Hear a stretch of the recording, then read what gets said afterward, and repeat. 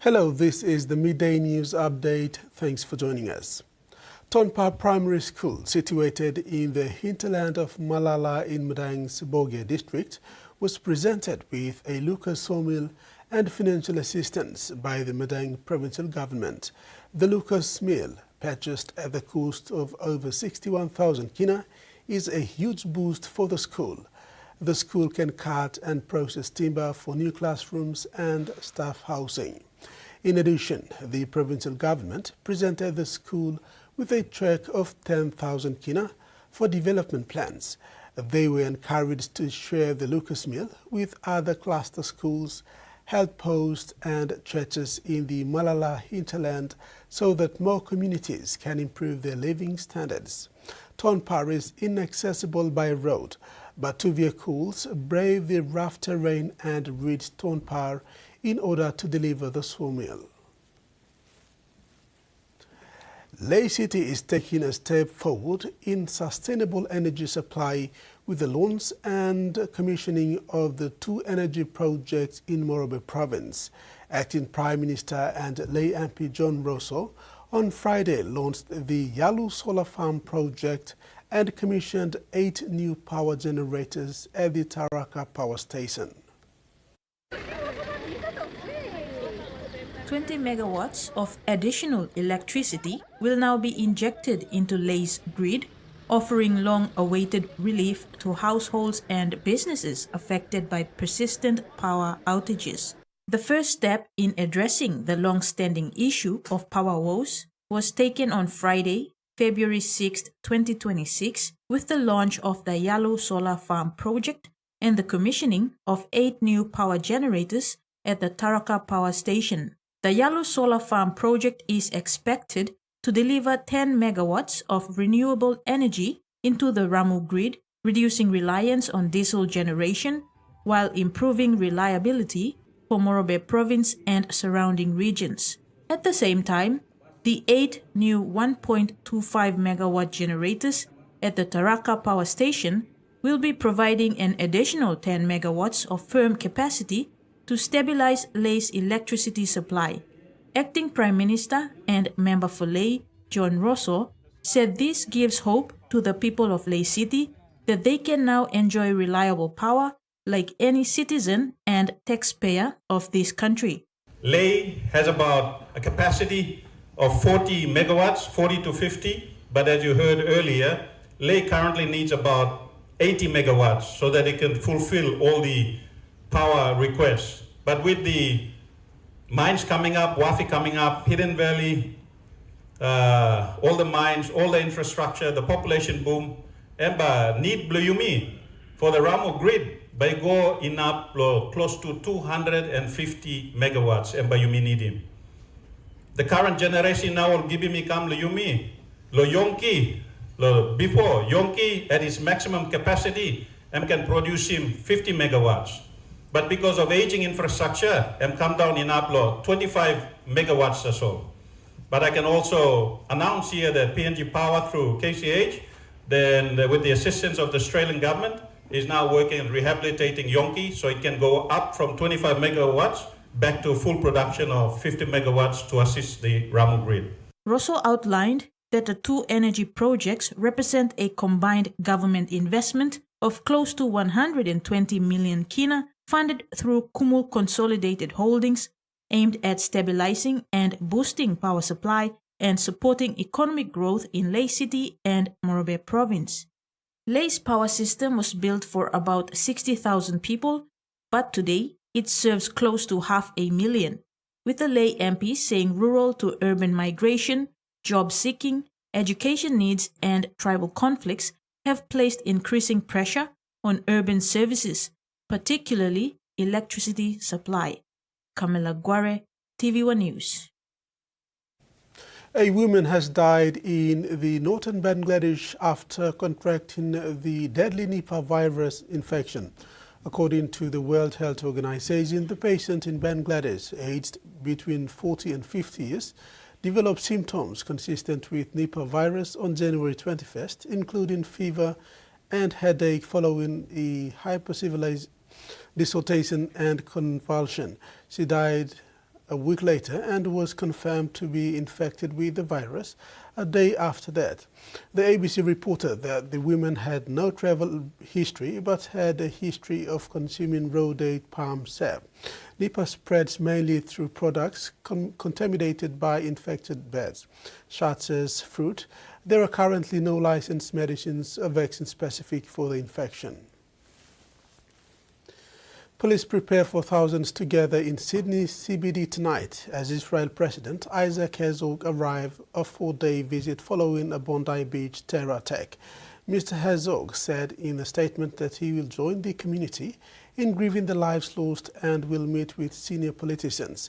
The Palestine Action Group has launched a legal challenge against special powers given to power police ahead of the rally protest in the Israeli presidential visit. Setting the stage for a standoff. We are absolutely going ahead with a massive protest. I would ask them to consider relocating and to continue negotiating with us. The tensions boiling over ahead of the arrival of Israeli President Isaac Herzog in the wake of the Gaza conflict. His trip to Sydney has been declared a major event, granting police extra powers. Protesters plan to defy newly imposed protest laws, taking to the streets on Monday. And that is what we were doing in huge numbers here in Sydney and, of course, in about 30 cities all around the country to say no to Isaac Herzog's visit.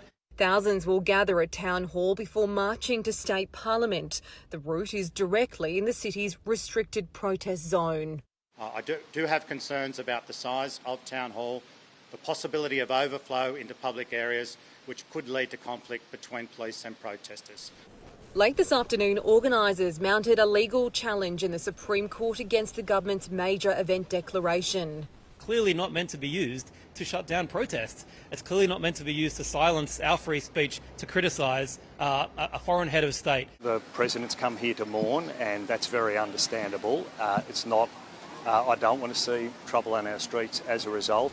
A decision on the court challenge will be handed down tomorrow. More than 3,000 officers have been deployed for the president's visit. 500 will monitor the rally. The Israeli president's visit was meant to provide comfort at a time of distress for the Jewish community. A potential showdown between protesters and police in the heart of Sydney could be divisive, paving the way for a tumultuous visit during a time when leaders are urging calm. In sports, Tahiti United signed off round 2 with a first win of the season in a slow-key victory over Bula FC at the National Football Stadium in Port Moresby on Sunday. Their win boosts Sam Gracia's side to 6th place on the ladder in the inaugural OFC Professional League. They moved into round 3 in Melbourne, Australia. Sam Garcia's side were desperate to kick their season into gear, while Bula FC were looking to complete an unbeaten round 2.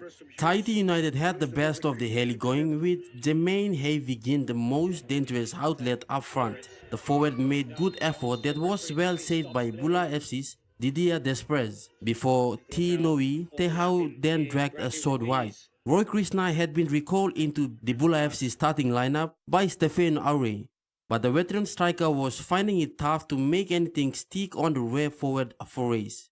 Both sides continued to toil in the second period, but chances remained at a minimum with neither goalkeeper called into action. It was appropriate then that when the first goal of the contest arrived, it was in a rather innocuous circumstance. Sami Nebun fell to the ground when challenging in his own area, with his arm eating the ball. A VAR check by referee Calvin Begg saw him point to the spot. Tahiti's captain took the perfect chance to give Tahiti United the lead. The captain didn't disappoint, he comfortably converted into the corner. Bula FC told but were unable to find a way to significantly threaten Timo Tuaitau in the Tahiti United goal, despite 13 minutes of additional time being added at the end of the 90. Tehau could have doubled his tally and put the game to bed, but Desprez read Tahiti's captain's intentions well and stood up to save his attempted cheap finish. Bula FC thought they had a chase for a penalty with seconds of stoppage time remaining when Kelly Aure was challenged while shooting in the area. A VAR check deemed there had been no infringement. Michael Tamtipais, TV1 Sports. Eastern Highlands Province is busy with the Bintanga Goroka Lahanis trial matches this weekend at the National Sports Institute in Goroka. The trials marked a major step in selecting the squad that will represent the province in the Digicel ExxonMobil Cup. Last weekend, players were divided into 6 teams for the first round of trial games at the National Sports Institute in Goroka. The trial matches for the Bintanga Goroka Lahanis 2026 campaign in the Digicel ExxonMobil Cup drew close attention from provincial leaders and franchise officials. Lahanis owner Governor Simon Sear, Lahanis board members and Goroka MP Ayetambua watched as players competed for spots. Team manager Benji Filele says a second round of trials will take place this week. Out of these matches, selectors will choose the final 30-man squad. In addition, squads will be named for the Under-19 National Youth Competition and Women's Competition Santos Cup. 2 selected Lahanis sides will play a curtain raiser ahead of the main trial games, giving top-performing players additional exposure and a chance to prove themselves under match conditions. Filele emphasized that these trials are platforms for local talent and a sign that Eastern Highlands continues to build its presence in rugby league. Fans and aspiring players are encouraged to follow the trials closely. The final squad announcements later this week will show which local stars will carry the region into the new season. That's being the Midday News. Do join us at 6 for more.